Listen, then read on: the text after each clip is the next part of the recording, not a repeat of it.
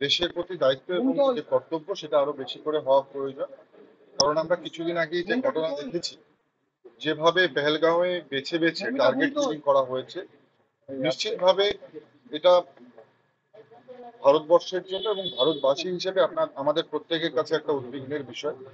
যে কারণে যেমন দেশের প্রতি কর্তব্য এবং দায়িত্ব তৈরি করবার জন্য আজকের জেনারেশনের যারা সিভিল ডিফেন্সের সঙ্গে যুক্ত, যারা ট্রেনিং নিয়ে রয়েছে, তারা যেমন তাদের যেমন বিভিন্ন ধরনের মক ড্রিলের ব্যবস্থা হচ্ছে, পাশাপাশি আপনারা দেখেছেন যে যুদ্ধ বিমানের মহড়া সেটাও কিন্তু শুরু হয়ে গেছে।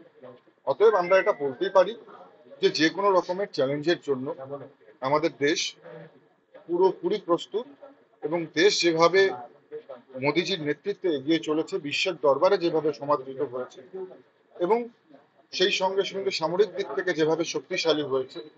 একদিকে যখন মোদিজিকে কোনো দেশের রাষ্ট্রপ্রধান মোদি দা বস বলে আখ্যায়িত করছেন, আবার সেখানে দেখা যাচ্ছে যে কোনো দেশের রাষ্ট্রপ্রধান তার পা ছুঁয়ে প্রণাম করছে। অতএব বোঝাই যাচ্ছে যে ভারতবর্ষ শুধুমাত্র রাজনৈতিকভাবে বা আর্থিকভাবে সক্ষম একটি দেশ নয়, সামরিকভাবেও শক্তিশালী একটি দেশ, এবং যে কোনো ধরনের উগ্রবাদের মোকাবিলা করবার জন্য সবসময় প্রস্তুত থাকে, এবং দেশের সাধারণ মানুষের মধ্যে সেই জাগরুকতা তৈরি করার জন্য সমস্ত ধরনের যে ব্যবস্থা, সেই ব্যবস্থা কিন্তু গ্রহণ করা হচ্ছে।